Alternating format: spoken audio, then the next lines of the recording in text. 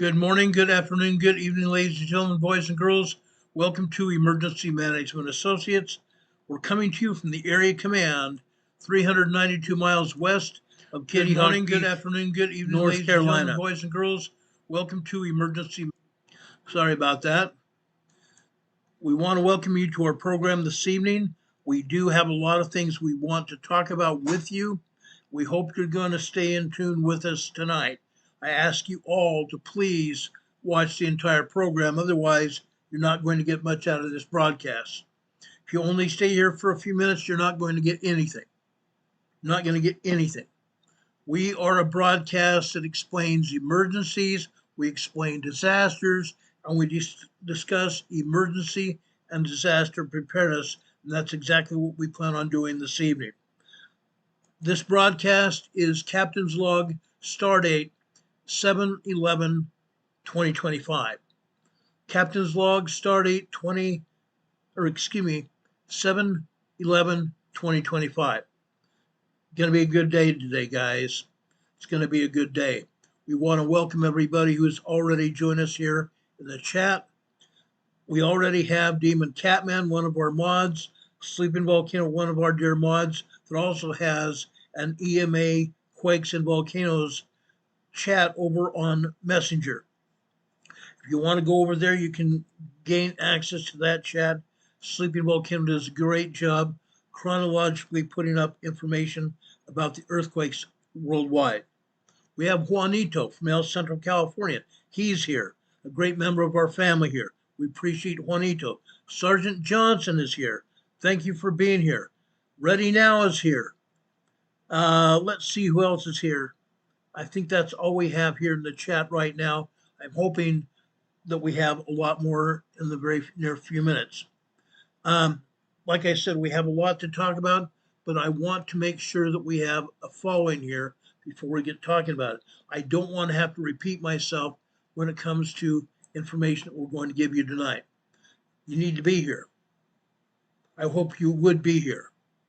I really hope you would be here, guys. This is an important evening. Friday, July 11th, 2024. Or 2025, I'm sorry, 2024, 25. 2024 was last year, I know. I'm losing my mind here. I'm losing my mind. But guys, we have a lot of things we want to discuss with you.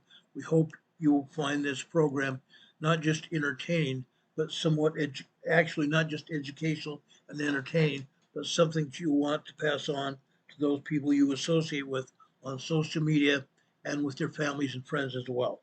This is a day that will be recorded here on YouTube, but obviously will be recorded for eons and eons that people need to pay attention to. We want to make sure we give out the information because people want to know this. People are going to want to prepare for emergencies and disasters are going to come. And yes, this is what we're talking about tonight is going to happen. I guarantee you it will happen. Okay? No doubt in my mind. It will happen. Now, guys, you might have a lot of questions of me right now. I'm going to talk about earthquakes. I'm specifically going to talk about what's going on here that's going to affect us worldwide. Worldwide. Okay? First thing I want to talk about is what is going on again with the volcanoes in the Pacific Northwest. We showed you seismograms, which are actual documents coming from the computer that records earthquakes at the volcanoes. We told you yesterday that Mount Rainier is moving. Mount Rainier is moving in a great way, a huge way.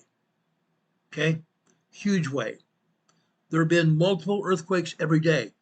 Already we've had probably, I want to say, 400 earthquakes in the last 72 hours.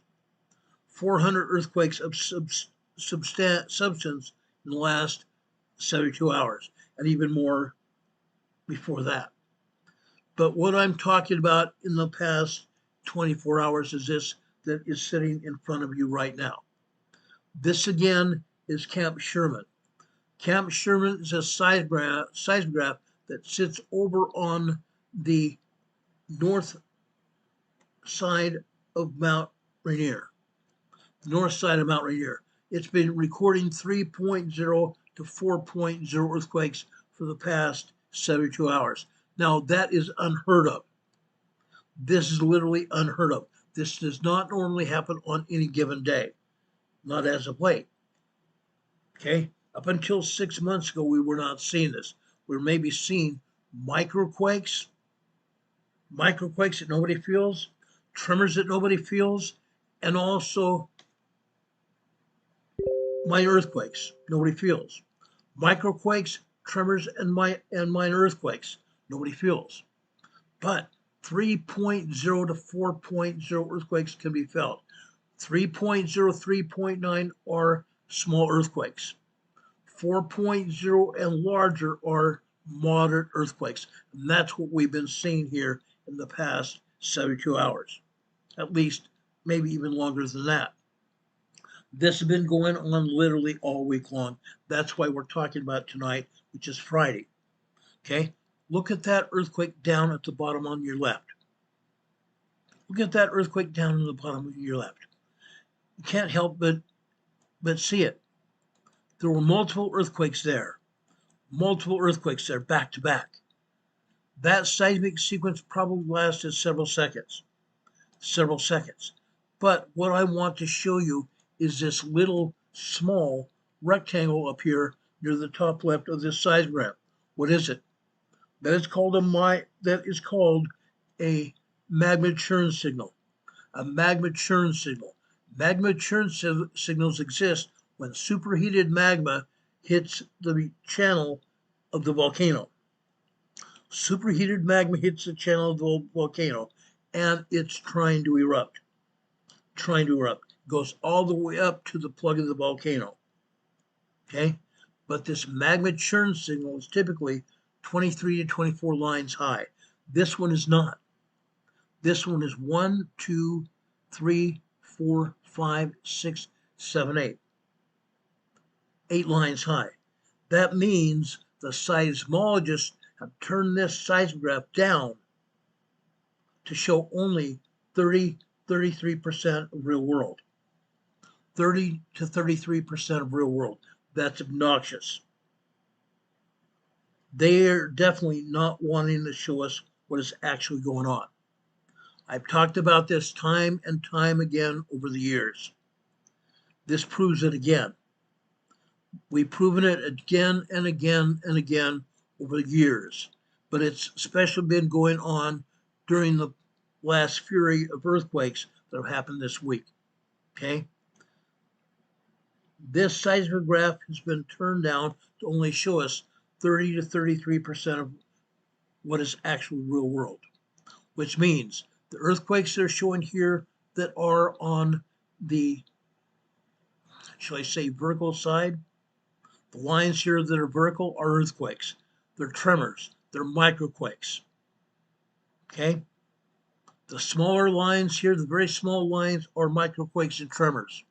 The medium-sized lines here, for example, this line at the top on the right-hand side on the blue line, that is minor earthquake, a 2.0, 2.9 earthquake, and in this case, this is probably a 2.7 earthquake.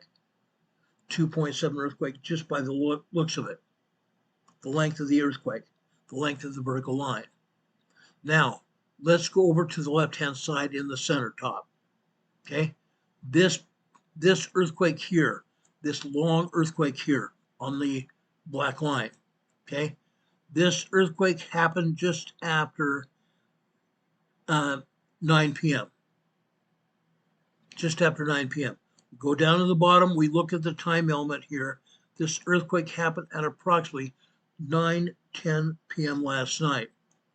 We look at it right here and we determine it is at least a 3.1 earthquake as it stands right here. But again, we need to take into account that this seismograph was turned down to only show us 30 to 33% of real world, which means this earthquake itself is at least a 4.0 or larger earthquake, a moderate earthquake. Not just a small earthquake, but a moderate earthquake. This people felt all over Washington on the western side. all over the western side of Washington. I'm specifically talking about the area around Spokane and that area, that large area. People felt it. Mount Rainier is moving. The earthquake just below it on the black line to the right, this earthquake happened after midnight. This earthquake happened about midnight, approximately 12, I want to say 12, let's see, I want to make sure I get this right, about 12:13 a.m. this morning. Again, we're looking at a 3.0 earthquake right here, but we know that it is much larger. This is at least another 4.0, maybe a 4.2 earthquake. Okay? How about that other earthquake to the bottom on the left-hand side on the black line?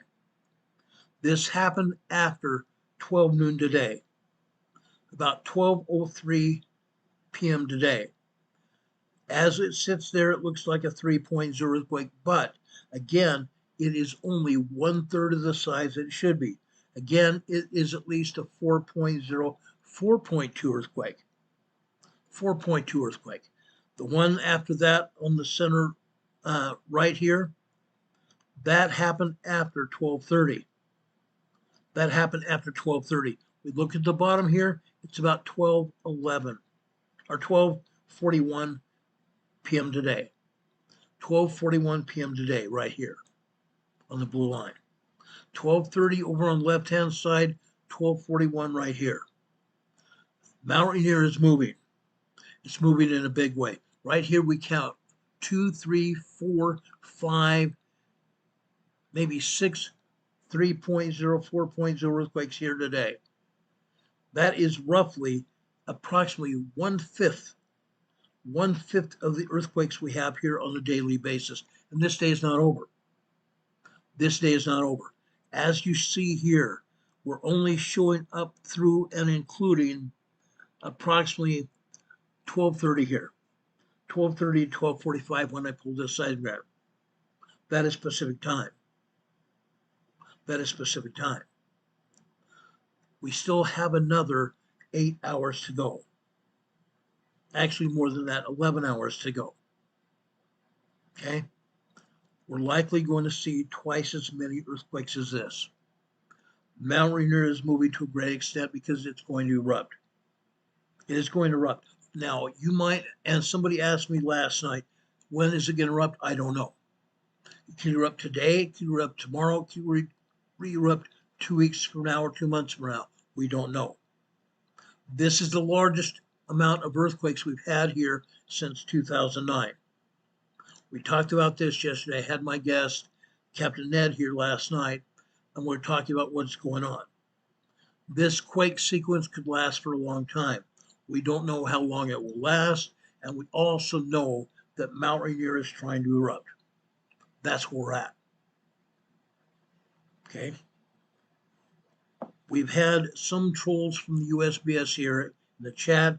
We've had them put down comments after our program is over, asking me, oh, what's your expertise when it comes to education to talk about this? Quite frankly, I don't have to reveal that, but I have in the past. I have an extensive past in geology and geosciences. In college, I was studying to be an astrogeologist. I wanted to go to the moon. I wanted to go to Mars.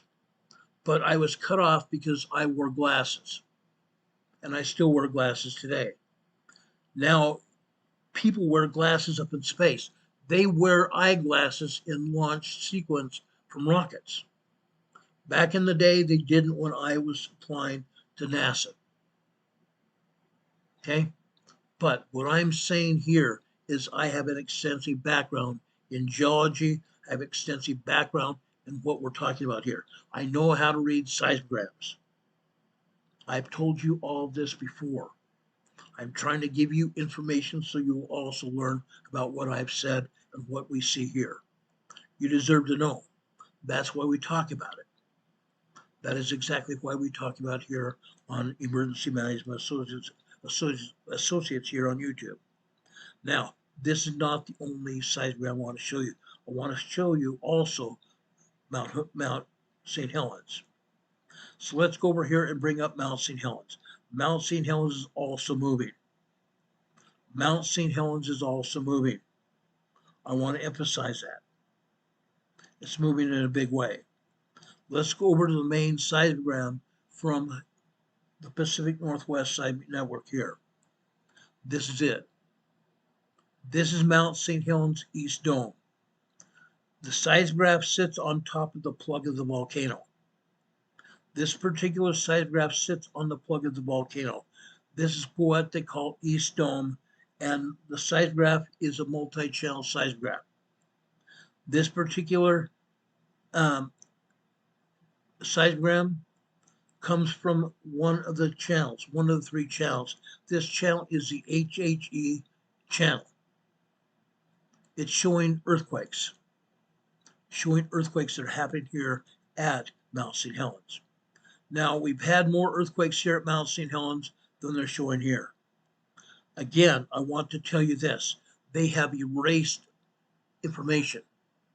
They have deleted information here off this seismograph. They're not even showing the amount of magma here on the seismograph. Each line here should show thickness or non-thickness. As the magma comes into the magma channel, here, each line represents a 15-minute time period. The lines can get thicker or thinner. You see very few thick lines here. Most of these lines are all thin. That is not realistic. That means USGS and the Pacific Northwest Seismic Network deleted the information. They're not showing accurate information, and they deleted earthquakes as well. All they're showing here are minor tremors here, for the most part. They're hardly showing any microquakes at all. The one earthquake that we have here of any substance has happened here approximately at 9:01 p.m. last night. This earthquake is showing to be at least a 2.8, 2.9 earthquake on the black line here. A 2.8, 2.9 earthquake. However, it is larger than it seems. We look at the triangle out to the right. That triangle of seismic signals out here to the right is what they call a secondary wave. That secondary wave is lasting almost a 30-minute or 30-second time level. 30 seconds. Folks, what we get from that is the actual size of the earthquake. This is not a 2.8, 2.9 earthquake. It's actually a 3.2 earthquake as it sits here today. Now, I want to emphasize this. We do not have a magma churn signal here. But judging from what we know from the other seismograph, they probably turned this seismograph down as well. So it's probably only showing 1/3 of what the actual instance is. 1/3 of the actual event here, which means this is probably a 3.5 small earthquake. A 3.5 small earthquake, and these other, what it looks like tremors, are possibly minor earthquakes as well. Okay, that's what's showing you here. But I want to show you another seismograph here. I want to show you another look at this. At Mount St. Helens at September lobe. September lobe seismograph is a multi-channel seismograph listing at least 5 or 6 different channels. I don't remember, I think it's at least a 4-channel seismograph, possibly 5. But what I'm going to show you here is September lobe, which is the channel that shows the magma coming into the magma chamber. Look at this. Look at this. Even at the top here, from 5 p.m. yesterday evening on the left-hand side, all the way down here to approximately 2:30 this morning, they're hardly showing any activity at all. If that's the case, why then did we have at least a 2.8, 2.9 earthquake that's probably a 3.3 earthquake? It doesn't happen. Earthquakes happen at these volcanoes when magma is present, pressurizing inside the volcanic chamber, and it fractures the rock in the chamber, which is causing earthquake movement. The fracturing rock by the magma is causing earth movement, i.e. earthquakes. That's not shown here, is it? That means the Pacific Northwest Seismic Network and the USGS altered this information. They altered it. However, they are showing a great amount of magma coming into the magma chamber here between approximately, I want to say 1:30 this morning and 4 a.m. this morning. Approximately 12:30, 1 a.m. this morning, 1:30 a.m. this morning to 4 a.m. Look at that magma here. These wavy lines are called VF waves, very low frequency waves generated by pressurized magma coming into this volcano. Now, as I showed you that other seismograph is a machine. The seismogram is a readout from the machine. That readout from East Dome didn't show all this activity, did it? Not at all. It didn't show the large, thick lines and didn't show the earthquakes. When we have magma coming in like this, we should see earthquakes, and we're not. That means the agency has altered the documents. The agency's altered the documents. What does that prove? Only that they're lying. They're absolutely lying through their teeth. Okay? Now, this is a federal agency. The Pacific Northwest Seismic Network is a state-funded agency through the University of Washington. However, we don't stop there, do we? We don't ever stop there. The United States Geological Survey is also paying the PSN or PNSN to get this information. They're also funding PNSN through Washington State University. So they're lying on this information. Let me take this a step further. Okay? When I was a federal police officer, and any other police officer can tell you the same thing in any agency across this country, if you alter a report, that's a felony. Altering a document is a felony for a police officer. Altering a document like this is also a felony. They should not be allowed to do it, but they're getting away with it. They've gotten away with it for a very long time. They've been getting away with it for a very, very long time. Constitutional rights, we love having you here. Thank you for being here today. Ernie Martinez is also here. He says Seattle News have been talking about being prepared because Mount Rainier is active. Yes, Mount Rainier is very active. But again, the agency is not giving us the full information. They're lying about it. They're totally lying about it. And Pickering says how an underwater volcano hit Japan and it hit America. It was really interesting. Krakatoa as well. Yeah. Krakatoa is also active. The underwater volcano off the coast of Oregon is also active. Also active. It's not erupting like it was 7 weeks ago, but it is still putting out steam and ash in the water. Steam and ash in the water. There are other underwater volcanoes around this world, all over this world. But again, we talk here about Mount Rainier and Mount St. Helens and Mount Hood. They are lying about what we're seeing. They're not giving us the full information at all. Not at all. Let's go down to Mount Hood further south. This is Mount Hood today. As we told you before, Mount Hood is having earthquakes as well. What you see here on the horizontal lines are thick lava lines. That is called magma pulse signals. Magma pulse signals, where the thicker lines represent a large amount of magma coming into the magma chamber, thinner lines, less magma coming into the magma chamber. Okay? Whereas what you are seeing here are clumps of magma as well.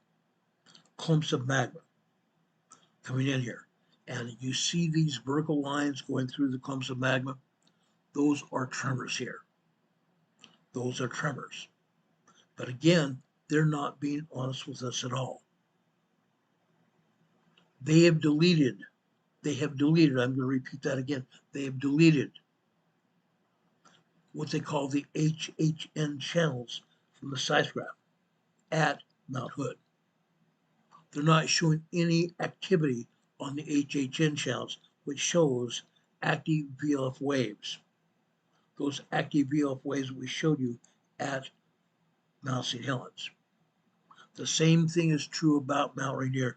They don't want us to see what's going on. We've shown you those seismographs before. It's happening every day. But again, they don't want us to show it to us because they know I will show it. They know that I will show it. I am the only YouTube channel that is showing you this. No other channel is doing it because they don't know how to read seismographs. It's simple. It's actually a very simple thing. All you have to do is get some experience doing it.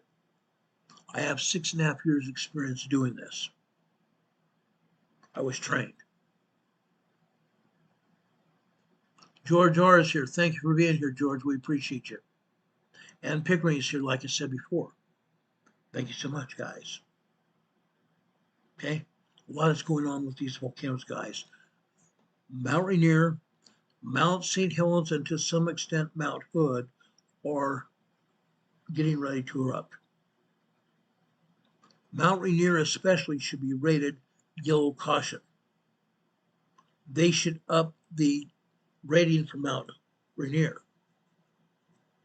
Maybe they're waiting for Mount Rainier to calm down. What if Mount Rainier does not calm down? What if Mount St. Helens does not calm down but re-ups where it is now? I believe both of those volcanoes should be rated yellow caution.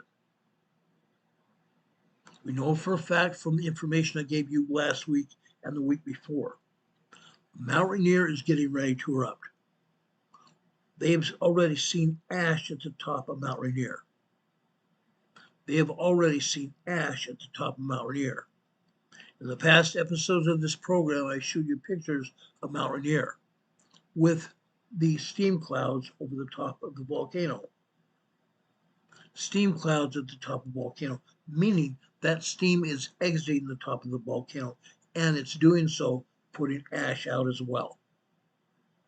So we have already had a partial eruption at Mount Rainier, and I believe we're going to have a larger eruption very soon. Okay? Now, with that said, I'm going to go back here, and I'm going to limit the seismogram a little bit. I'm going to reduce the size of that seismogram because I want to use my hands to show you what's actually going on. Okay? When these volcanoes do this, Mount St. Helens have been steaming for a long time. I've shown you pictures of both St. Helens, Mount Hood, Crater Lake. I think I've even shown you pictures of Newberry volcano steaming. What happens? What happens? How is that possible? Why are the volcanoes steaming? Let me explain this to you. Those volcanoes are steaming because 6 to 7% of all magma is water. 6 to 7% of all magma is water. When the magma is going up into the center of the volcano through the magma channel, there is a lava plug at the top of the volcano, much like this is here. The lava is going up, hitting that bottom of that plug with force.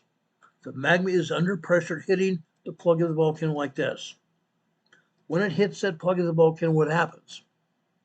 That lava here is solid rock.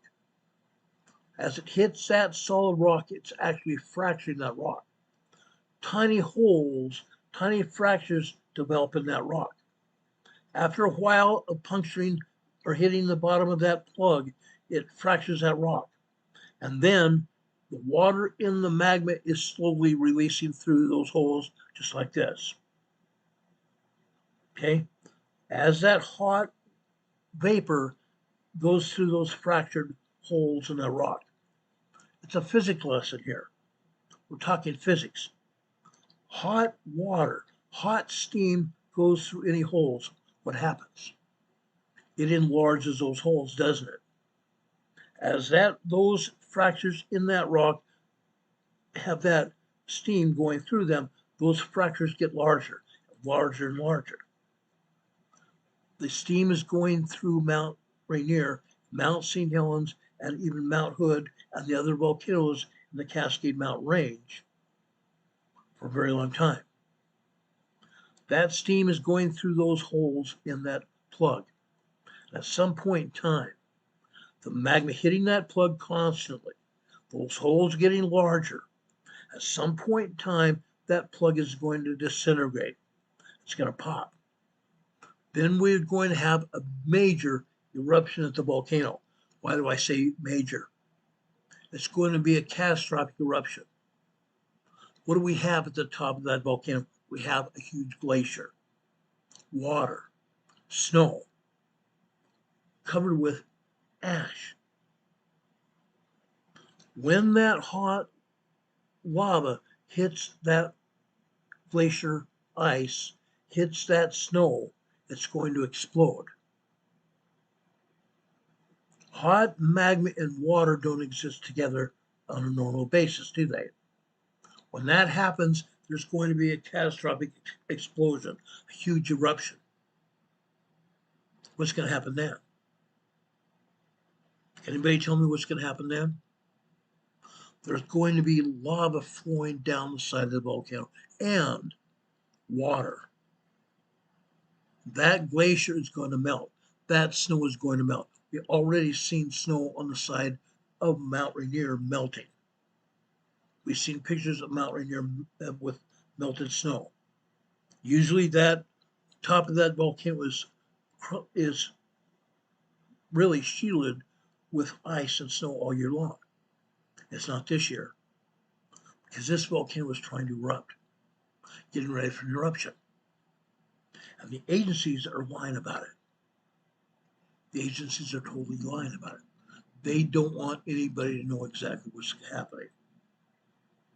Now, those of you that are listening to this program or watching it, you may have just heard a piece of thunder here. Yes, earlier today we had a 20% of a possibility of thunderstorms here, and now we're having thunder here. So I want to get on with this program before anything more happens here, okay? But I want to explain to you what is happening. Mount Rainier, Mount St. Helens, and to some extent even Mount Hood are getting ready for an eruption. And that is happening all over the Cascade Mountain Range, from Mount Baker south down to Mount Shasta and Mount Lassen in Northern California. Mount Lassen especially, I've seen, and I've shown you the evidence of Mount Lassen also getting ready to erupt. A lot of earthquakes, a lot of magma coming into the magma chamber. It's going to happen. It's going to happen. Mount Lassen's also steaming. Okay? Judy Olson says Southern California here, quake in San Diego yesterday. Yes, you guys had a 2.5, 2.7. That was out in East County, San Diego, Northeast County, San Diego, and San Diego, Rancho San Diego Estates. Now, everybody's going to hear that. There's going to be a major earthquake in Southern California. If it doesn't happen in San Diego, it's going to happen either in southeastern Los Angeles County along the either the San Andreas or the San Jacinto Fault, or down in Southern California in the Imperial Valley at the Mexican-U.S. border. That's where it happened on April 3rd, 2010. 7.1 major earthquake there. That major earthquake rattled everything up to Los Angeles and including out into Arizona as well. I've explained what happened that day because I was there. It's going to happen, guys. You folks in Seattle, Tacoma area, and all over that range, you need to get ready and prepare yourself what's going to happen. We talked extensively about this last night. You guys need to get ready. It's going to happen. And news stations in the Seattle, Tacoma area are not even covering it. Hardly. Yes, occasionally they'll say something about it. Only when they are told to do so by PNSN or the USBS. That's the only time they're going to open their mouths about it, because they are being controlled by the government. They are being controlled by the government. My buddy, Cowboy Road Rogers, is here. I want to say to him, thank you for being here. Cowboy Road Rogers is a good friend of ours. We appreciate him very much. Okay. He also, on his channels, reports information as well. We appreciate you, Cowboy. Thank you for being here. Linda Covington's here. Rebecca the Explorer's here. Thank you so much. Juby Joe's here. She says she's out. Juby Joe, we appreciate you being here. We really do. Now, guys, Juby Joe says she scared her to death, but she learned and stayed on it and turned downhill. Juby Joe, don't be scared. Be prepared. We said this many times before. Don't be scared. Be prepared. Okay? Be prepared. Now, before I get off too much on any other direction, I want to talk about some other things here tonight. A lot of other things that have happened. Before all this happened, we reported on rain flowing down New Mexico, major flooding in New Mexico. Children, a 4-year-old boy, a 4-year-old girl, and a 7-year-old boy had been camping with their parents when they were swept away down the Rio Dozo River. The father and mother are being treated for injuries sustained in the flooding in a hospital in Texas. That according to officials at Fort Bliss, where the father is stationed. Mayor Lynn Crawford said their hearts are broken in New Mexico over the lives lost, and stomachs are in knots as residents begin to take stock of the damage. Major damage in New Mexico, guys. Major damage in New Mexico. I'm not going to lie. It blew my mind. It broke my heart to see the damage and all the flooding that happened in New Mexico. Big time. Big time.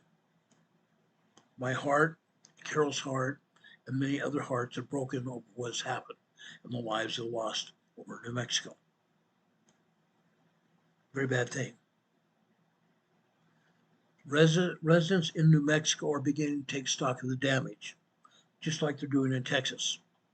A popular summer resort retreat, Ruidoso, Ruidoso, Ruidoso, is no stranger to tragedy. Last year, it spent a year rebuilding during this past year, following destructive wildfires that we reported last summer. Now this flooding has happened here. Major flooding in New Mexico. Tuesday's rainfall this week was more than that can be absorbed by the hillsides. The hillsides and canyons are dry from the burn scar from last year. These residents and cities and towns are still recovering today. Today, President Trump visited Texas. President Trump, Melania, and others visited Texas from Washington, D.C. Big time. Big time.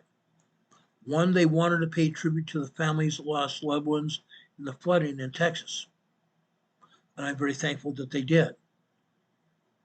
I'm very thankful that they did. I don't know where my pictures were that I had picked up off the internet. But I want to tell you this.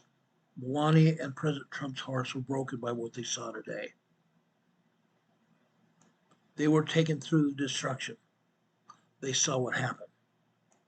A very sad experience in Texas today. Central Texas.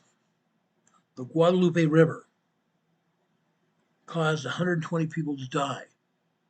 At least 160 other people are still missing after horrific floods struck central Texas over the July 4th weekend. Heavy rainfall, rocky terrain, and the nearby Gulf of America climate combined to quickly turn the Guadalupe River into a destructive torrent, crossing Kerr County and Texas Hill Country. The swath of land through that Guadalupe Pass includes Camp Mystic, where at least 27 children and counselors were killed. This storm has earned the nickname Flash Flood Alley. Flash Flood Alley. Hundreds of people died there over the years, and hundreds more have now died this year. As the search for victims continues, the question people are asking, how could this happen? How could the flood have happened over New Mexico? It began with tropical moisture from Tropical Storm Barry that drifted over Texas in the first few days of July. Bob Fogarty, a meteorologist at the National Weather Service in Austin, San Antonio office, said, that storm collided with an upper-level low-pressure system, which parked itself in place. That weather system parked itself in place over Camp Mystic in that general area of the Guadalupe River. Parked itself there, and along with weather manipulation. Cloud seeding. Cloud seeding has been confirmed done by two different experts. Two different companies seeded the clouds and caused a tragedy of epic proportions. A weather balloon launched by the National Weather Service showed near record moisture in the upper atmosphere. Victor Murphy, who is a recently retired National Weather Service meteorologist in Texas, said, with enormous amounts of moisture providing fuel, the wind served as a match that caused storms to explode. Alan Gerard, a recently retired storm specialist with the National Oceanographic and Atmospheric Administration, said that several factors converged in one of the worst possible flood locations to 20 inches of rain over the larger area from July 3rd to July 5th. 20 inches of rain, causing a 24-foot flood surge through that area. 24-foot flood surge through that area. Very terrible thing to have happen, isn't it? Unreal. And those residents are still experiencing very bad things happening. Those poor people down there. Those poor people here. I just put up a picture here showing the Guadalupe River. And the corresponding green area here is showing the streams that are prolific in that area that are also flooded out. There are two different camps there. Two different camps. Both camps are flooded, causing death and serious injuries in that area. Menacing Muskrat is here. Thank you for being here. Question is Mount Hood, Mount Rainier, Mount St. Helens connected to the axial seamount? Possibly. We talked about that about 2 weeks ago. Go back in our program, through our programs over the past 2 weeks. I believe you're going to find out about that question when that axial seamount actually erupted. We showed video from the seafloor of the volcano erupting. Yes, they believe Mount St. Helens, Mount Rainier, and to some extent even Mount Hood are connected to the axial seamount. Okay? But guys, stay with me here. Stay with what we're talking about. There's a reason I'm going through this. I just got through talking about the Pacific Northwest. Now we're talking about New Mexico and Texas. This is important. I want you to be able to understand what was going on. Again, President Trump, Wani, and other dignitaries, including Ted Cruz, Senator Chip, I can't remember the name right now, but Chip from Texas, and also Secretary of Agriculture was also there. Very bad thing here. President Trump has expressed his emotions, and Melania also expressed her emotions, and President Trump promised immediate aid, and President Trump has promised it and delivered. Promises given, promises kept. I believe President Trump is doing his best for us. President Trump is doing his best for us. Something else has happened over the past couple of weeks. We've actually been seeing the political destruction of our country. Why am I talking about it? Because this is an emergency. This constitutes an emergency. In just a few minutes, we're also going to talk about EMPs. I started talking about EMPs 2 weeks ago, and we're going to continue that tonight. So stay tuned. Stay tuned. Juby Jost is there. She moved her mower into the garage. They're going to have heavy rain this evening when she wanted to mow. I wouldn't do it then. Don't do it then. Stay inside. But right now, we are experiencing the possible destruction of our country by the Democrat Communist Party. Today, Deputy FBI Director Dan Bongino has told people that he is considering resigning from his position as the Deputy Director of the FBI, amid a major clash between the FBI and the Justice Department over the continued fallout from the release of the Jeffrey Epstein memo. This comes after a heated conversation with Attorney General Pam Bondi over the handling of the Epstein case earlier this week. Kash Patel and Dan Bongino for years have torched the American security state.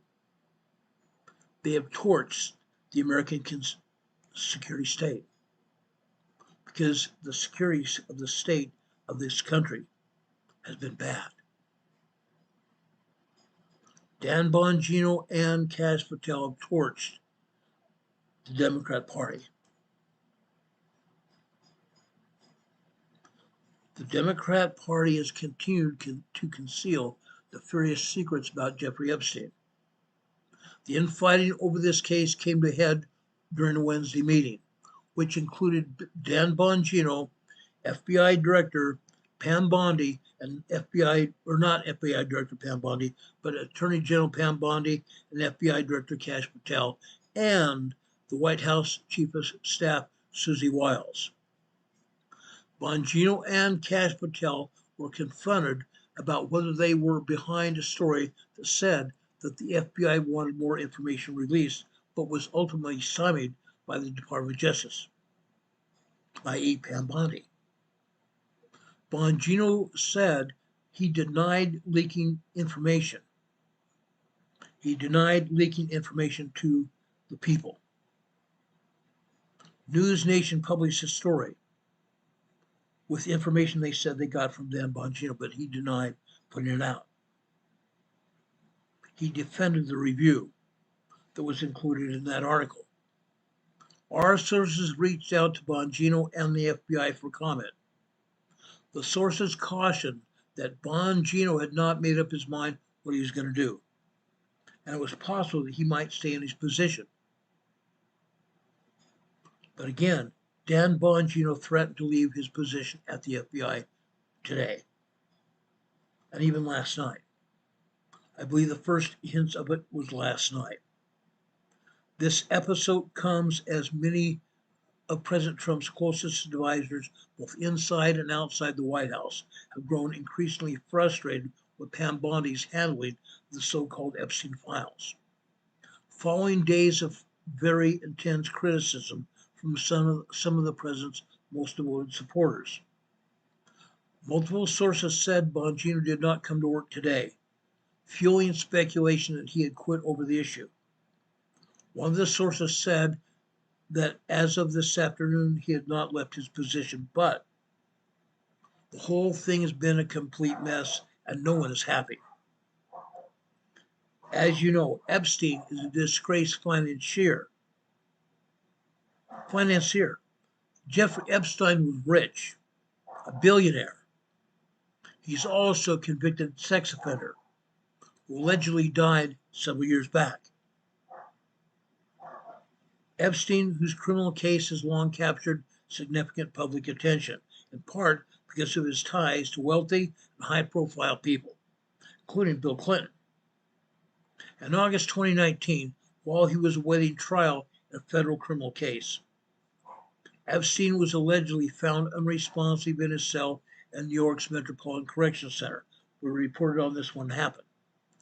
We also reported on it again later last week, when a video came out showing where Epstein's cell was. But the video that we saw last week was wrong. The video they released last week was wrong. The video that you saw, they said only showed a partial picture of the door to Epstein's cell, but it was not. Epstein's cell was upstairs. The video we saw last week was the area where we had guards and guard stations. It's called a pod in a jail. That video showed a camera looking at the pod. The camera at the pod was supposed to look at the jail cells in that area, but it was not. That particular camera was out of operation. The camera that they showed was false information. Jeffrey Epstein was pronounced dead at a hospital after they found himself unresponsive in a cell. His death was ruled a suicide. There is still a huge controversy about his death. Possibly it had been due to external circumstances, not suicide. Now, we've all seen pictures and video allegedly released from the Federal Correctional Facility in New York. The video again showed allegedly Jeffrey Epstein's cell door, but it was not. It showed a possible entrance to a staff corridor, where during the video that was shown, a staff member came out of one of the doors and put a garbage can in the center of what they call the day area, where prisoners in their cells could come out for a short time in that area and then be put back in their cells. The video camera that was shown had 1 minute every 24 hours when the camera had been turned off. Plenty of time for someone that could have gone in to Epstein's cell. The death, though, had been heavily scrutinized during the 2024 campaign of President Trump. Trump said that he would consider releasing additional government files on the case. Many of the president's supporters had hoped that the release would implicate other high-profile people or undercut the notion that Epstein killed himself. The Justice Department announced in a memo on Monday this week. You guys might have heard it. The Justice Department announced in a memo this week there was no evidence that he kept a client list, which is bullcrap, or evidence that he was murdered, fueling rage and suspicion among many of the MAGA world. FBI and Justice Department officials have been at odds for months, even years, about the handling of the Epstein files and the Epstein file reviews. But the tension spilled out publicly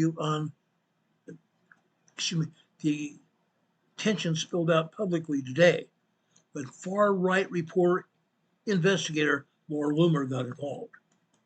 Yes, Laura Loomer. She wrote a special media article that Bongino and Patel were livid with Pam Bondi over the Epstein case. Laura Loomer wrote that Bongino was taking the day off today from his job as deputy director of the FBI, and now there's speculation on whether or not he will return to his job. Deputy Attorney General Todd Blanche denied a rift between the Justice Department and the FBI leadership, saying the suggestion by anyone that there is any daylight between the FBI and the DOJ leadership on this memo's composition and release is patently false. Really.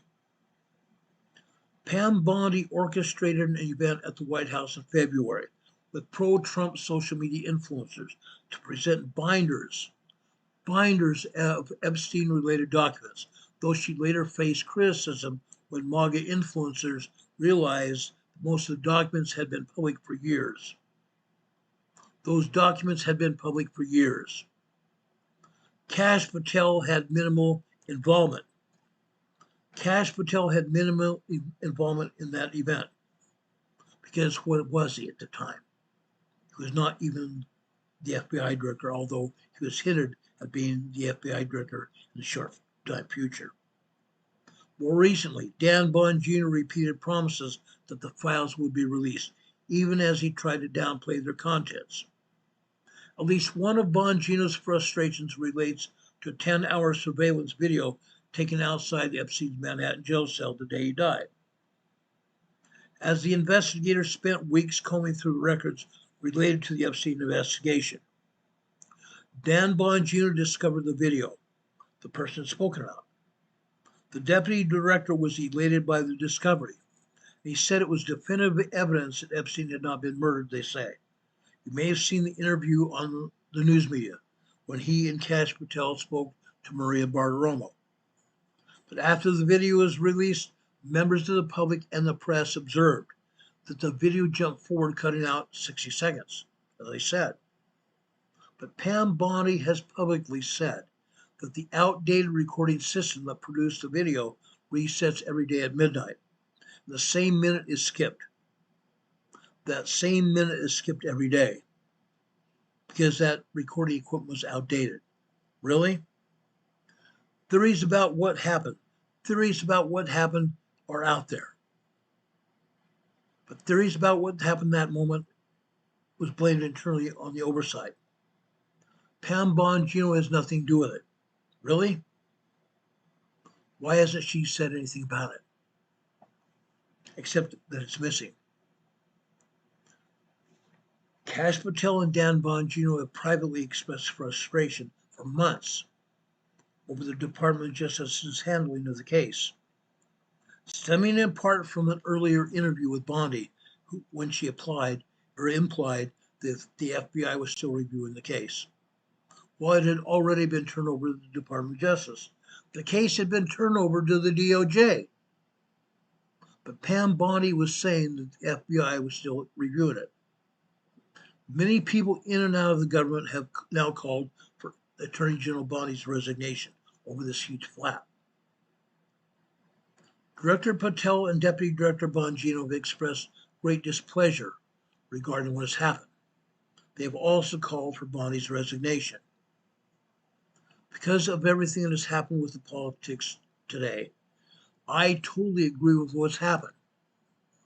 I totally agree that Pam Bondi should resign. I also totally agree with General Flynn, who you see pictured in the upper right-hand corner of your screen. I believe Trump and his team are waiting for midterm elections. I believe they're waiting for the midterm elections come November. We need to take complete control of the House and Senate to drain out the Democrats and rhinos, which then we can disbar and throw them out, and also the rogue judges that have so far not been able to even put out fair trials. We need to drain the swamp. We need to drain the swamp. This is very important and makes sense. We, the public, need to make sure that we drain the swamp at the end of this year. General Flynn demands mass arrests of Obama, Hillary Clinton, Chief Advisor Brennan, the CIA Brennan. General Flynn is demanding mass arrests of Obama, Hillary Clinton, Brennan, even Comey. Yes, Mr. Comey, former FBI director. They have been named in a treason plot to overthrow the U.S. presidency.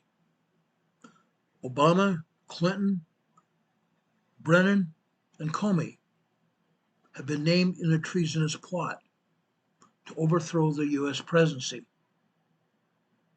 On July 6, 2025, General Michael Flynn issued a direct military-style call to action to President Trump.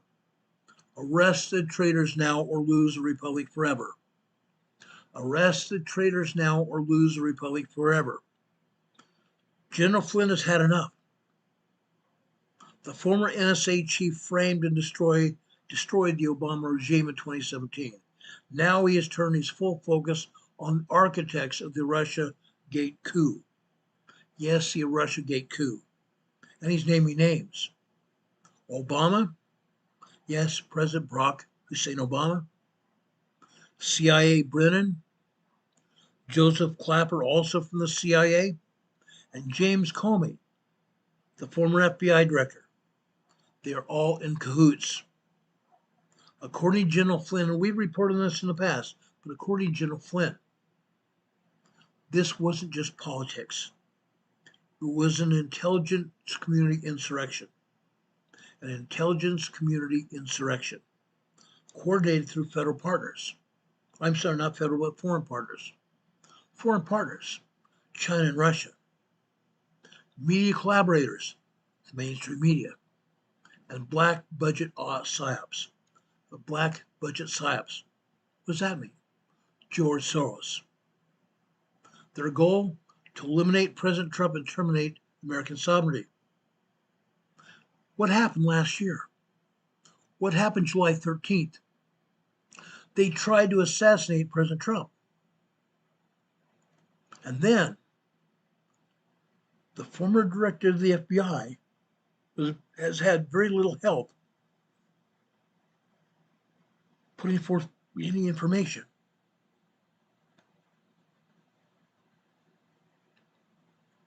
The former FBI directors had almost no help, and because he withdrew any help as well. He wasn't willing to help anybody. And who is in charge of the body of the young boy, the young man that tried to kill President Trump? What happened to him? The FBI was in charge of the body. They cremated the body within 5 days. They didn't want the evidence to get out. They wanted to eliminate President Trump and terminate American sovereignty. They wanted to terminate American sovereignty to make sure America was not a nation anymore. Because who and what helped? Who is the president? Who is the president that botched everything? Who was the FBI director? Who is the former president that was actually having his third term?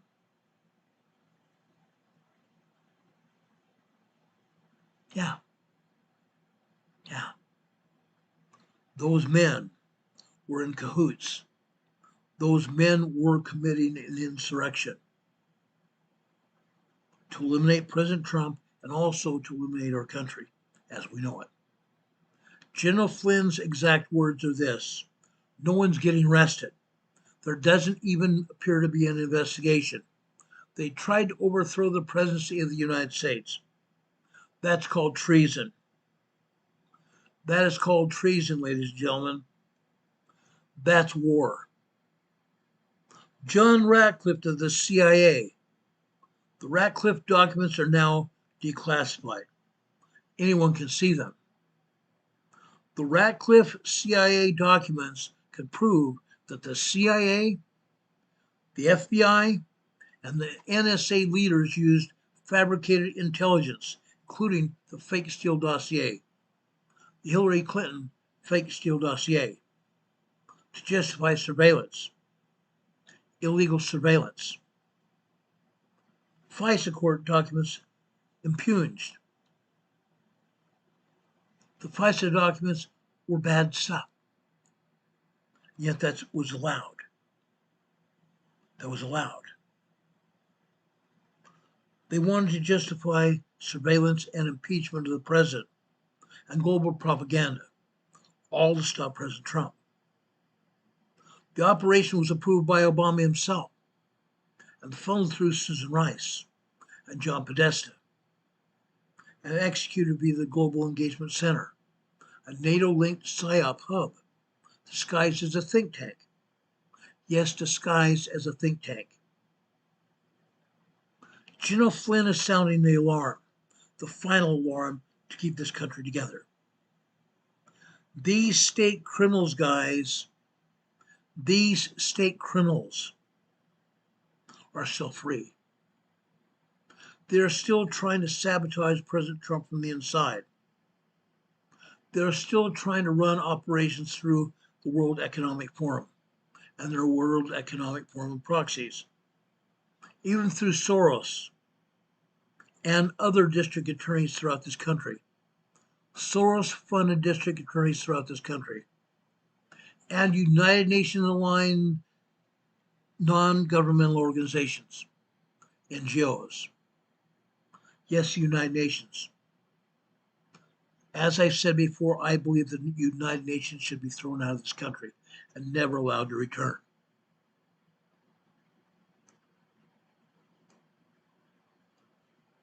Okay? Now, all this is happening. We've also had the fake media trying to distract us with garbage. Our United States Republic is bleeding out. There are no more excuses. There is no more waiting. There is justice only. Justice only, or death of our country.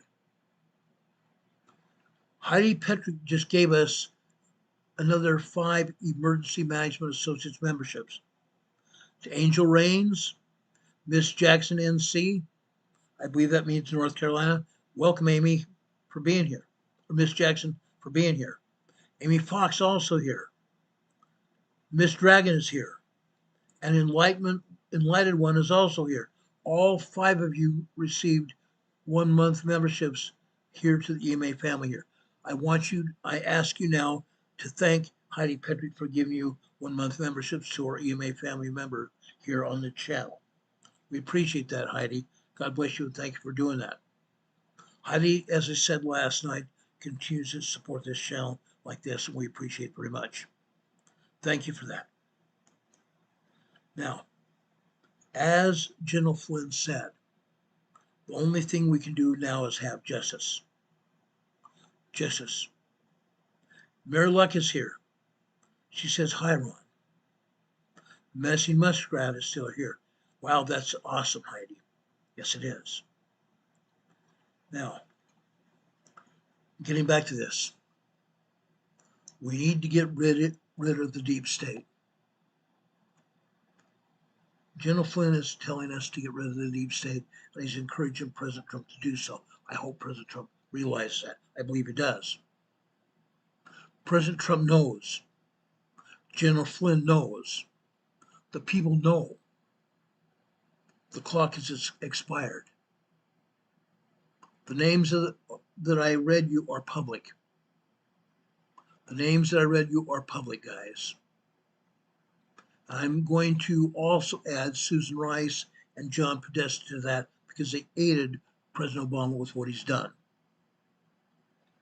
Again, Barack Hussein Obama, Hillary Clinton, and I'm going to add her husband to that as well, Mr. Brennan, Mr. Clapper, and Comey. Okay, all these people should be arrested immediately, if not sooner. They've all committed treason, as well as Susan Rice and John Podesta. They're all part of it. They're all part of the Global Engagement Center, which is a NATO-linked PSYOP hub.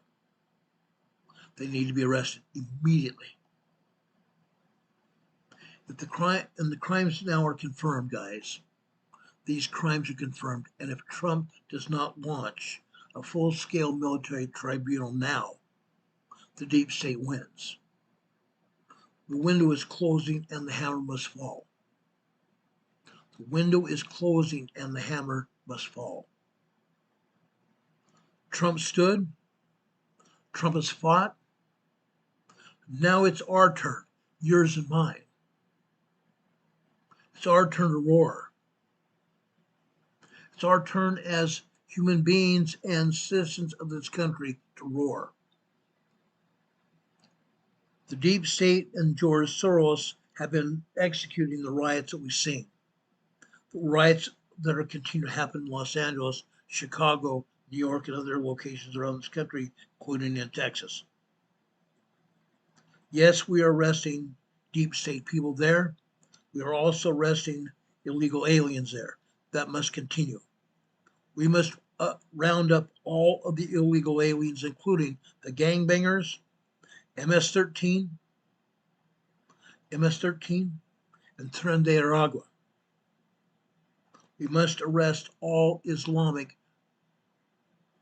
Guard people, all Islamic fascists in this country. They all need to be rounded up and taken out. We have a huge community of Muslims that have taken over the town of Michigan, and they're trying to take over other cities and towns around this country. We cannot allow that to happen. Muslim Sharia law needs to be thrown out of this country. It can never be allowed to happen in this country, ever. Not ever. As I said, right now, it's our turn to roar. We must put the message out to our neighbors, our friends, in our towns, cities, and in our states. We must put out the message in London, in Frankfurt, in Switzerland, Austria, Stockholm, down in Sydney, Australia, even in Japan. We cannot allow the infestation of these people to continue. We must call for mass arrests now. No deals, no delays. We need to have justice or war. We need to have justice or war. The time is now. The time for this is now, guys.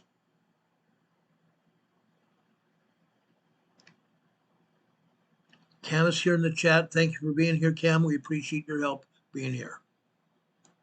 Cam says, I support President Trump, but having a hard time with what I'm seeing, whether it's still being messed with, people dying over it. Yes. News is still full of this crap. Who's causing it? The deep state. The deep state. The deep state paid 2 companies to see those clouds over Texas and New Mexico.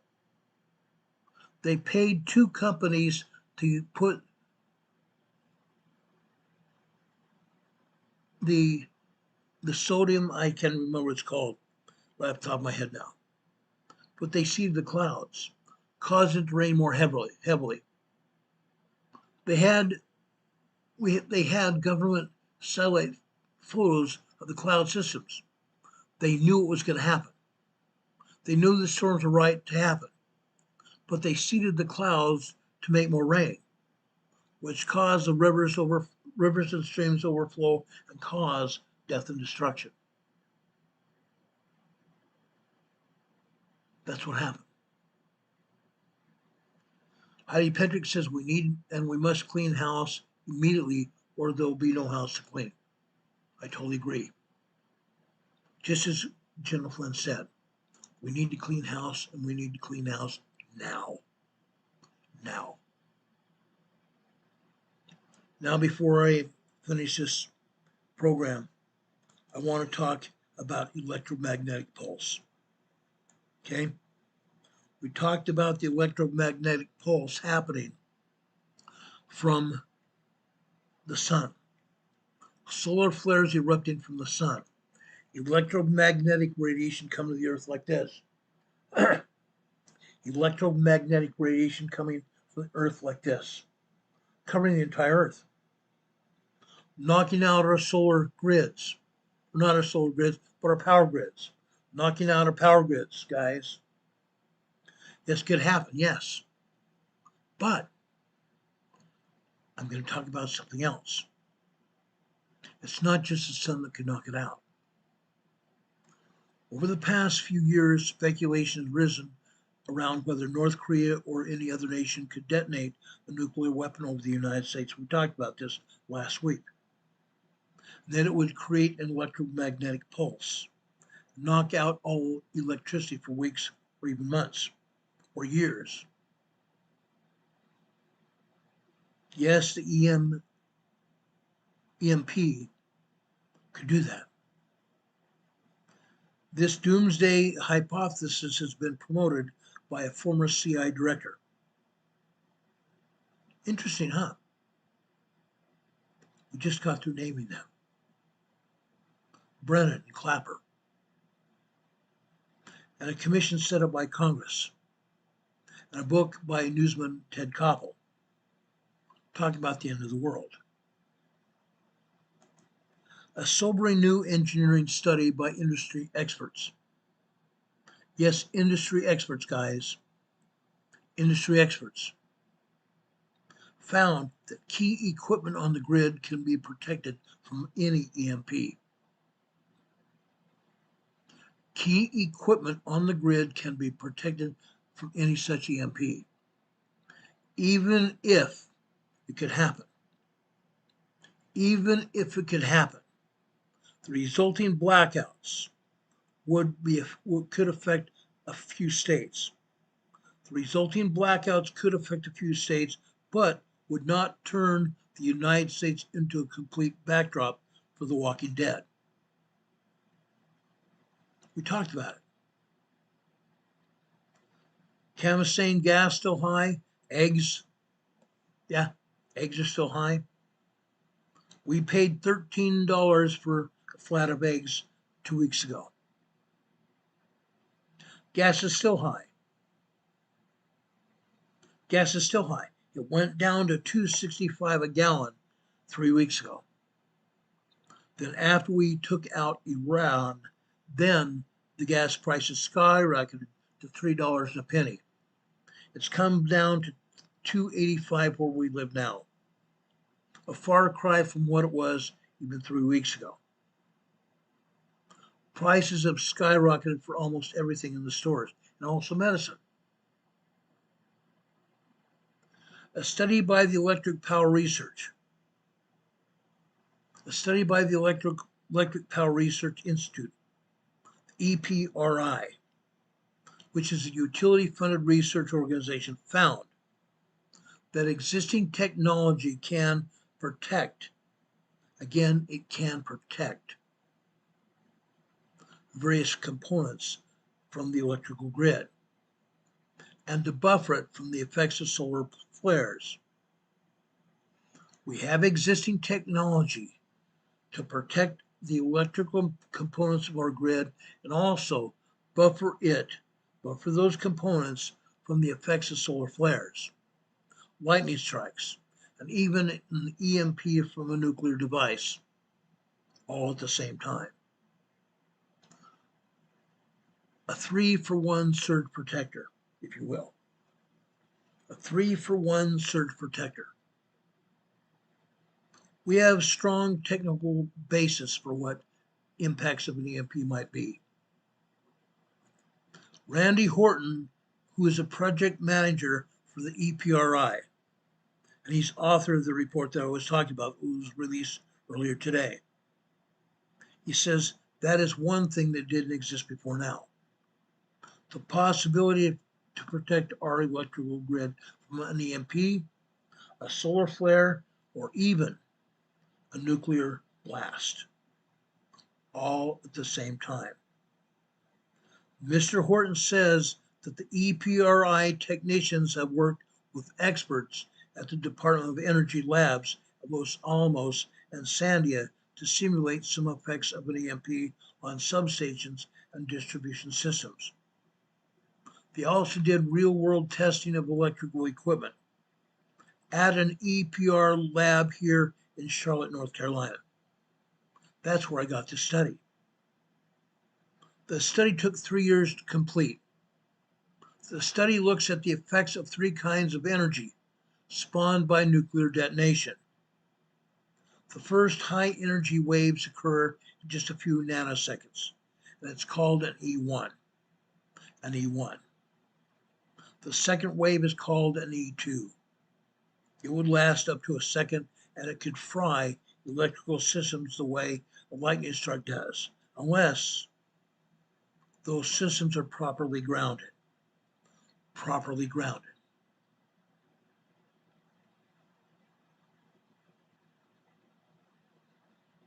And Pickering says nobody does what Ron does. They will wait when the devastation happens. I'm not willing to wait. I'm telling you the information that I have, because you and I can stop what's going to happen, or we can help stop what's happening, just like I'm talking about right now.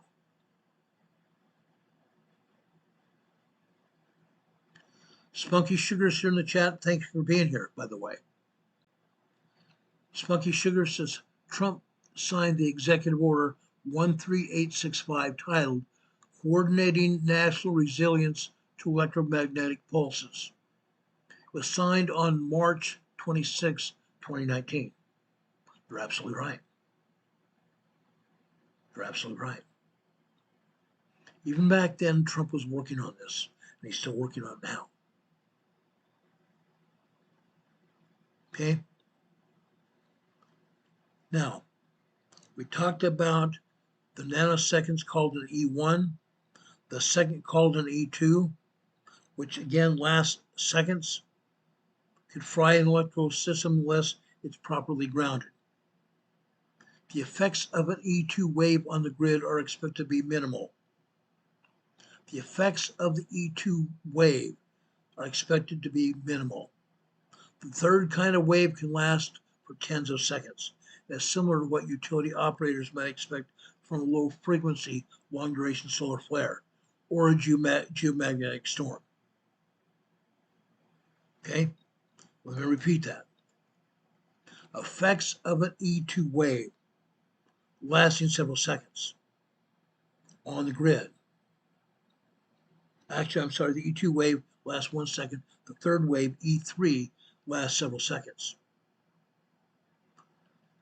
But would be similar to what happens with a long duration solar flare that we've seen recently. Yes, we talked about it recently. Mark Wages has talked about it with his Wages World here on YouTube.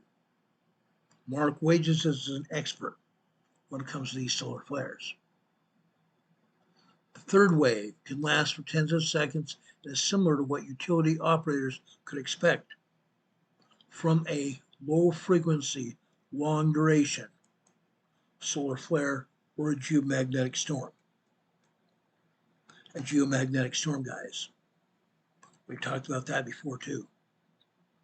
The report says that the combination of an E1 and an E3 would cause the most damage over the widest area.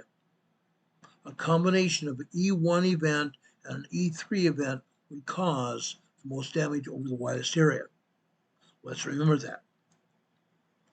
Mr. Horton says simulations and testings by EPRI contradicts earlier findings that an EMP could wipe out the U.S. grid.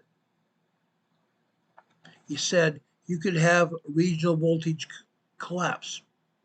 We could have a regional voltage collapse, but it would not damage a large number of bulk power transformers immediately.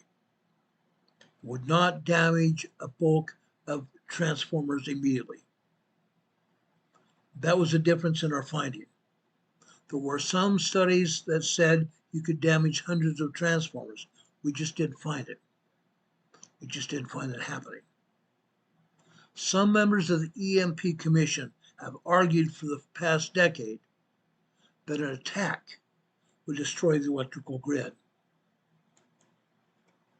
Our congresspeople in Washington have argued for over 10 years that an attack, an EMP nuclear attack, could destroy the electrical grid and kill 90% of the U.S. population through disease or starvation. That panel shut down in 2017 after the Department of Homeland Security did not request more funds from Congress to keep it going. The panel shut down.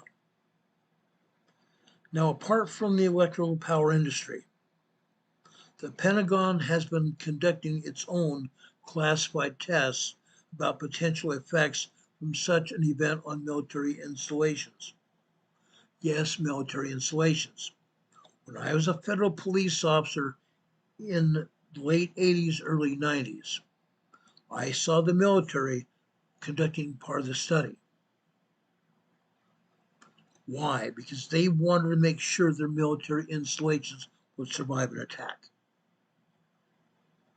A group of experts meeting at Maxwell Air Force Base in Montgomery, in Alabama. Air Force Lieutenant General Stephen Quast, KWAST, who is a lieutenant general, coordinated the event. He said that such a threat is much more real than the public believes. You don't need to have a nuclear detonation in space to do this. You could have a hot air balloon rising above a city with a tactical electromagnetic weapon.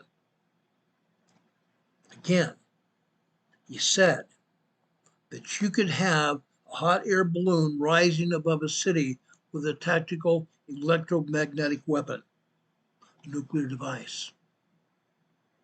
You could do one over an airfield of F-35s or even an army post, so none of the tanks work, or even a shipyard where none of the ships would sail. Our enemy is clever and adaptive. They see our soft underbelly and they see our electricity grid. They know it can happen. They're willing to take the chance. But other nuclear weapons experts say that the technical study by EPRI suggests scientific rigor to a field that has been dominated by hype and fear-mongering. Hype and fear-mongering over EMPs. Now, he said, when you are doing documented research on physical systems, it is still solid evidence, no matter who paid for it. Sharon Burke, who's a senior advisor for the Foundation for New America, and a former Assistant Secretary of Defense. Yes, a former Assistant Secretary of Defense. She's been involved with this as well. Okay?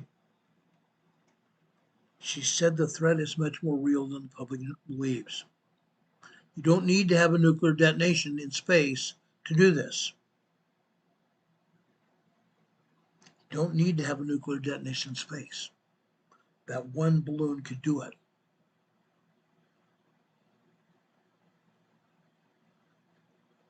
Now, this Sharon Burke, who's a senior advisor of the Foundation for New America, former Secretary of Defense for Operational Energy in the Obama administration. Again, the Obama administration, guys, she said this is not someone's opinion. Burke says that congressional testimony and public efforts to frighten the public over a threat from an EMP may divert money and resources from preparing for cyber attacks, like the one that took out Ukraine's power grid in 2015. Remember Russia attacking Ukraine's power grid, knocking out the nuclear facility, and even this past couple years, trying to set the nuclear facility on fire to make sure the nuclear facility in Ukraine would be knocked out, to knock out power in Ukraine? Yeah, big time. Big time, guys. That's what these people want to do. They want to make sure everything's knocked out. And they're going to do whatever it takes to do it. I'm convinced of that. They're going to do whatever it takes to do that. Now, are we going to allow it to happen? Are we going to allow it to happen, guys? I hope not. Are you and I stronger? Are you and I and our neighbors and friends and our family stronger than what they think? What happens? What happens if the powers that be succeed in directing investment in the wrong places? What happens then? What happens then, guys? What happens then? Everything fails, huh? Everything would fail. There are real dangers on our electrical grid. And that threat environment is changing fast. Even with this new report, it's not likely that the debate over EMPs will end anytime soon. President Trump has issued an executive order last month directing federal agencies to plan and guard against risks associated with EMPs. Trump's order also calls for the Secretary of Homeland Security to put together a list of all U.S. military and civilian assets that could be damaged within 90 days. To put together a list of U.S. military and civilian assets that could be damaged by an EMP in 90 days. President Trump is serious about this. President Trump is very serious. Now, for those of you who might think that President Trump has damaged this country, President Trump has not done that. In fact, it's my feeling, my belief, that President Trump has had a lot on his plate, and he has put forth promises, and he's delivered on those promises. He's delivered on the promises. I believe he's going to continue to deliver on those promises. I can bet on it. I can bet on it. Does anybody have any questions about anything we talked about? Yes, I will go back even as far as 2 weeks ago when we first started talking about EMPs, because I want to make sure everybody understands what we've been talking about. Does anybody have any questions about anything we talked about tonight as well? I'm happy to help you, any of you, with anything you need. Does anybody have any questions? Again, I'm asking all of you, please help support this program. At the bottom of your screen here, you're seeing our Venmo and our PayPal addresses here. You can go there and help support this program with donations. Also here in our chat here, you can put out a super chat. A few people have done it. We appreciate that as well. You can also, our addresses is scrolling across the bottom of the screen as well. Our email address, rltnspdema@gmail.com. You can put out comments and criticisms about the program or things you want us to talk about. We'll gladly do that. You'll also see our home address here, 504 Bethel Road, Box 401, Morganton, North Carolina. The zip code here is 28655. You can also send us a letter or a card. Inside that letter or card, you can insert a check. Wrap it in that letter so nobody can see what's inside that. Or you can insert money in there as well. We'd appreciate it. You can send us a card. Put money or a check inside there and send it to us. People done it in the past. We appreciate your contributions. We appreciate your support of our program. It means a lot to us. We'll keep this program on the air. Now, I did not have a members-only meeting this morning. Carol and I we were notified by our credit union that our account was hacked. So we had to go to the credit union and settle that out as well. No, they did not take all of our money, but they took some. But we stopped their attack. We thwarted their attack. And we're hopefully going to recoup that money. Hopefully. That's where we spend most of the day here today, trying to go over there and get that money back. We appreciate all the support you give us. We do our best to make sure that money is like holy money. We just don't go out and spend it frivolously. We put out this money to pay the bills that this program incurs, to make sure we can keep this program in the air. It takes money. It takes resources to keep this program on the air, and we appreciate your support. We really do. It means the world to us. Okay? Does anybody have any questions? Thank you, Demon Catman, for putting these addresses out on the air, out in the chat. We appreciate that. He put out our email address. He also put out our post box here locally, and he put our PayPal and Venmo addresses here as well. We appreciate your support. It means a great deal to us. Thank you so much for that. Does anybody have any questions for us?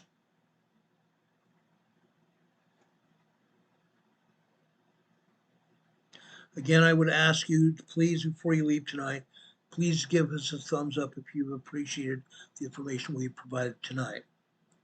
This is Preparedness Friday. That's why we finished talking about EMPs tonight. Next week, we'll bring up another subject on emergency preparedness to talk about.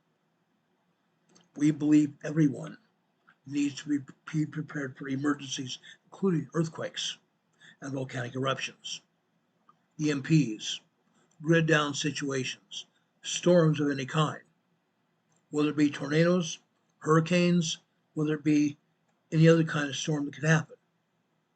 We put that information out to be able to protect each one of you. Heidi just gave us a $10 super chat. Heidi, thank you so much. God bless you for that. As I said before, Heidi continues to contribute and help support this program. God bless you, Heidi. Very much appreciate it. I gave you an EMA sticker on your super chat. I also gave you a thumbs up for that. Thank you so much. HHG F35C is asking, did there rupture? No. There has been no rupture. There has been no rupture. I know exactly what you're talking about. It hasn't happened. It hasn't happened yet.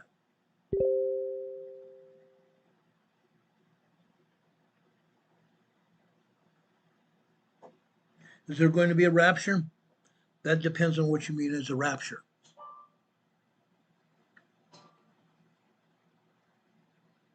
That depends on what you mean by a rapture. Jesus Christ is going to return. He is. He's going to return very soon. I promise you that. I have seen evidence of that. The prophets have talked to us about that. They told us about it going to happen. I believe it's going to happen. The second coming of Jesus Christ is very close. Very close. Charlene is asking, can we discuss new camping solar equipment that's available in this generation? Yes, we can. The young solar cups, the grills, etc. We elders can learn tools. Yeah.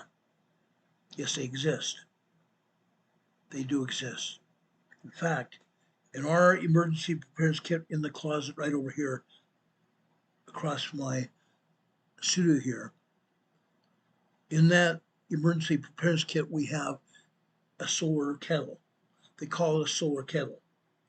You put it out in the sun with water in it, and within about an hour, no more than an hour, the water in that solar kettle will be boiling. Yes, boiling. Either for coffee, for oatmeal, or anything else you want boiling water for. Soup, for example. Solar kettles are great. Again, I get my gear mostly from Patriots USGS.com or forpatriots.com. I get that. HHC 35C is asking, do you follow the lunar and solar eclipses in relationship to world events? Yes. Yes, I do.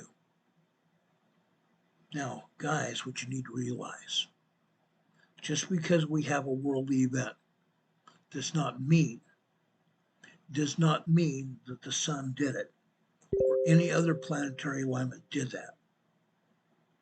Okay? Solar events,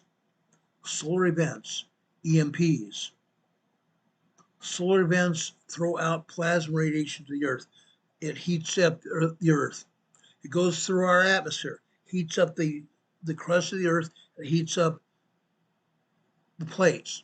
It heats up the center of the Earth, causing earthquakes. Solar radiation, plasma radiation heats up the Earth and heats up the plates, causing earthquakes, and also causing the plates to move.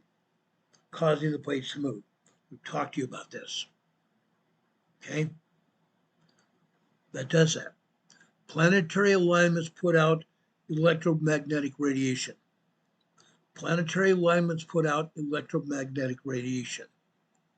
That also can cause all that gunk and grime between the plates, or that gunk and grime that holds the faults in place.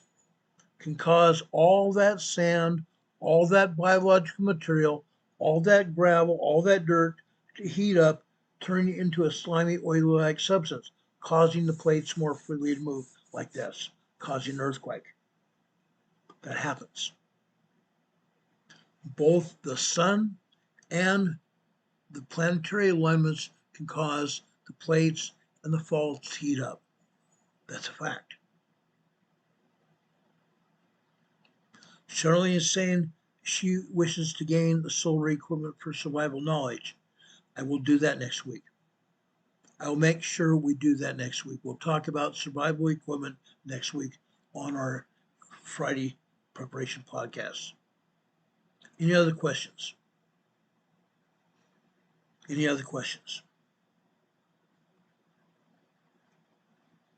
Guys, I appreciate you all having been here. I really do. I appreciate you all being here. Now, guys, as we go through this weekend, I ask you to think about the survivors of the floods in New Mexico, the survivors of the floods up on the East Coast, New York, Pennsylvania, Virginia, and Massachusetts, and Texas. Think about them, those people who lost their family members. Let's pray for them. We ask God's blessings to be with them, to heal them. Now, I know for a fact it takes a lot to heal people that lost their family and friends. It takes a lot. It'll take years to overcome that.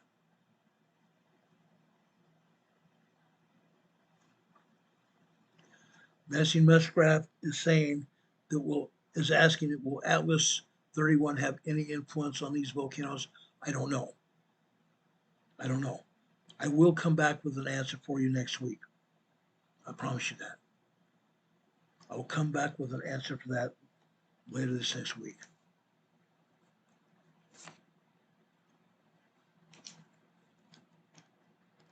Let me write that down to make sure I get that for you.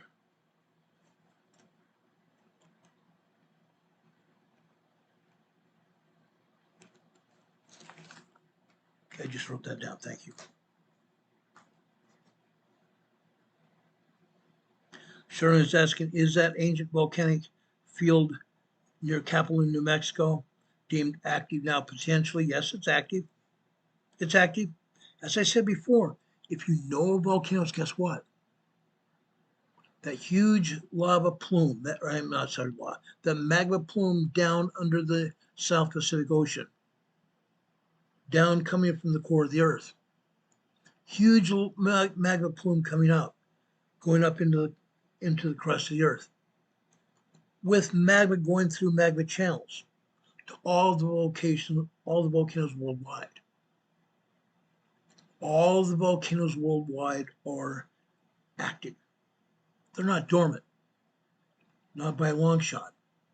They're reawakening. We have earthquakes. We have tremors around those volcanoes. They're reawakening.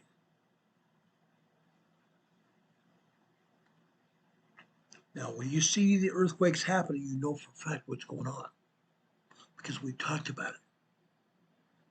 It's not going to be a huge eruption when they're just small earthquakes. But when we see seismic energy like we've seen at Mount Rainier recently, or Mount St. Helens or Mount Hood, when the energy ramps up like it has, that is signaling a possible eruption. That is signaling a possible eruption.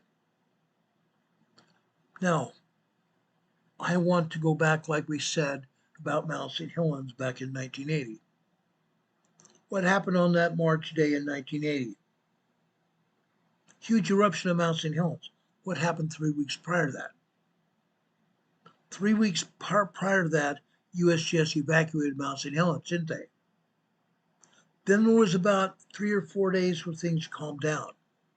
Nothing was happening. The USGS determined, oh, nothing's going to happen.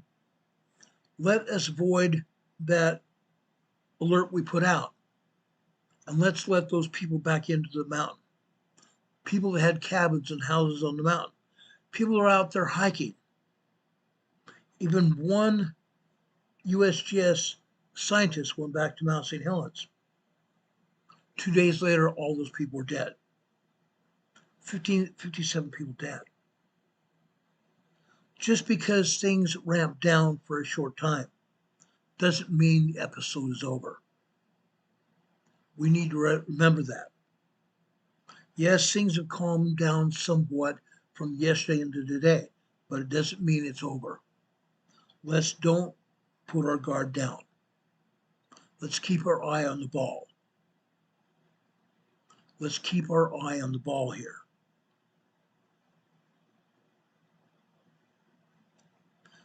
Messy Muskrat is asking, do I think magma is starting some of the forest fires?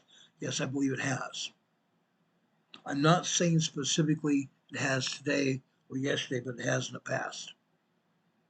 It has in the past. I've seen pictures.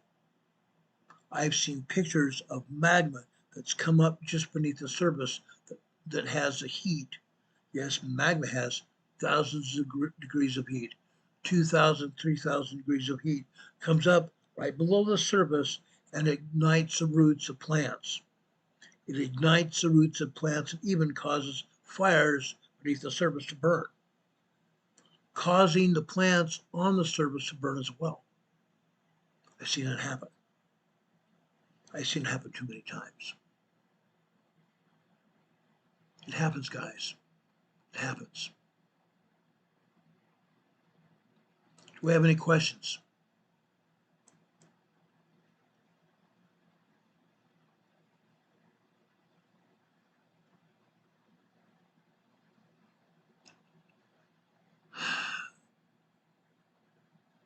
You guys are talking about Mount Rainier in North Bend, Washington.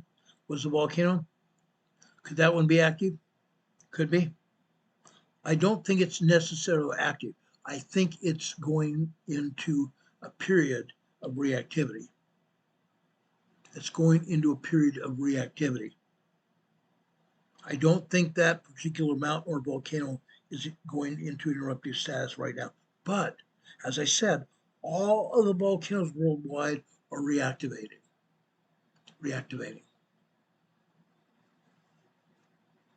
Penny Wyckoff is here. Thank you all for being here.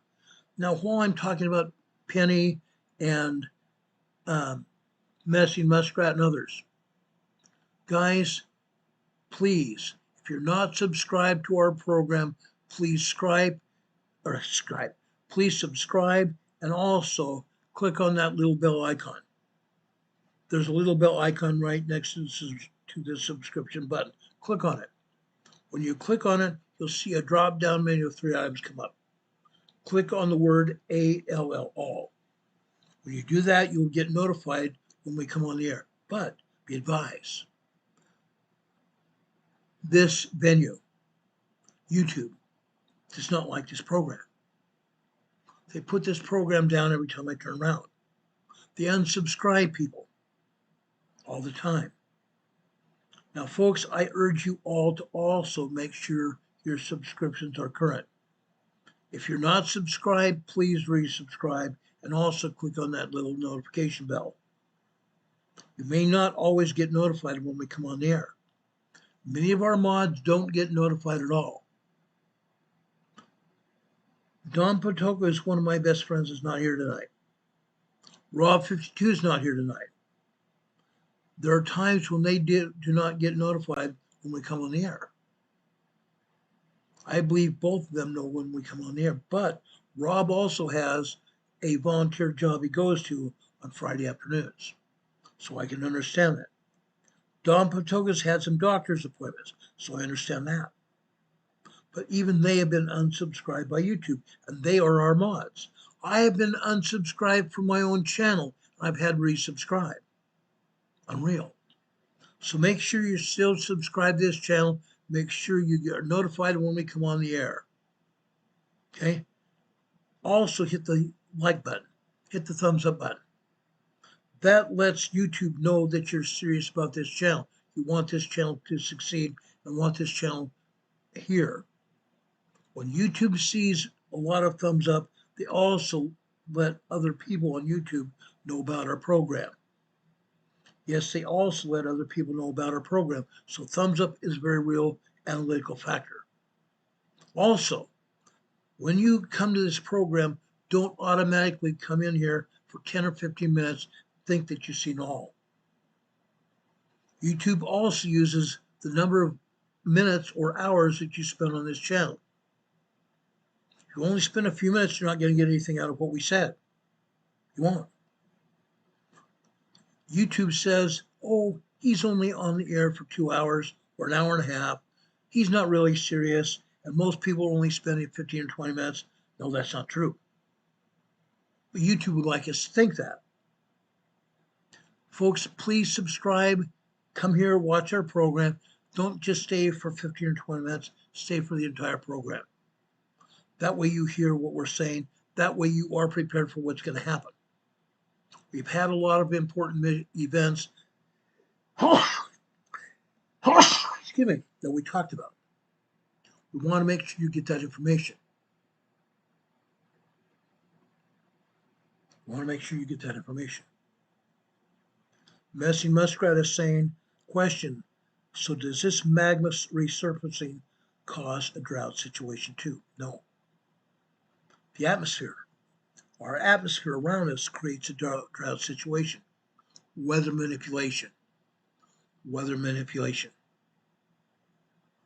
Okay, that causes a drought situation. And when we have a drought, we have magma going up towards the surface causing fires. That doesn't help anything. It also doesn't help anything when people start fires. Yes, they do that.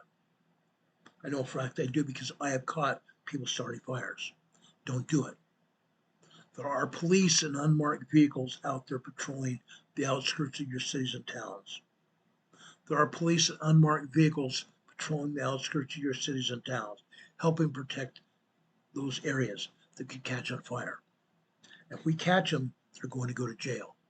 They're going to go to jail for a very long time. Then the company says sometimes it's too early to come on the air at 4 p.m. Eastern Time. I came on the air because I had a large number of people that asked me to start earlier. So I did. I want to make sure we attract the most number of people to our program. I want to make sure we attract everybody here to our program. If you see us on the air, you can come here. I want you to be here. Ernie Martinez says, I look for your program always and share your channel with my friends. I hit the like and I'm subscribed to all notifications. Thank you, Mr. Ron. Thank you, Ernie. I appreciate you. Please share this program far and wide. Share with your family. Share it with your extended family. Share with your friends, your neighbors, your social media contacts, and even the people you work with. Share far and wide. There is not anything that we have said tonight that should be embarrassing. There's not anything that shouldn't be necessary in somebody's lives. Everything we talked about today is necessary. I'm putting out emergency preparedness information for everybody. That's what we do best. Heidi Pitter says, good night. Yeah. Thank you, Heidi. Appreciate it. Guys, I love you very much. I really do. I know the Lord loves you as well. The Lord is here to bless us. Like I said, not just try, but pray for the people that have lost family members and friends in these floods. People who died here on the East Coast from the storms that have come up here. We have a storm brewing here right now as I speak. You may have heard thunder earlier.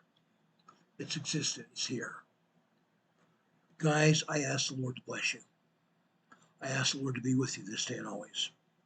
God be with you today and always. Mark, thank you for being here as well. God bless you. God be with you until we come back on Sunday. Usually we take Saturdays off unless something major happens. If it does happen, tonight into tomorrow, we'll come back on the air to tell you about it as soon as the information becomes available. Sunday, we come on the air Sunday at about 12:30 with our Sunday school class that's called Come Follow Me, the Savior Said. We urge everybody to come back here for that class. We talk about the Savior. We talk about his second coming. We talk about ways we can prepare physically and spiritually for his second coming. So please follow us, guys. We'd appreciate it. Please be here for that Sunday school class. Menacing Muskrat, please send that information to our email and I'll answer that through the email. Thank you very much. I hope you have a good weekend, guys. God bless you. God be with you until we meet again. Ernie says, God bless you all. He's a Boy Scout and always prepared. I'm a former Scout leader. I'm always prepared. At least I try to be. God be with you until we meet again. Have a good night, everybody. Have a great weekend. See you soon. God bless. Bye-bye.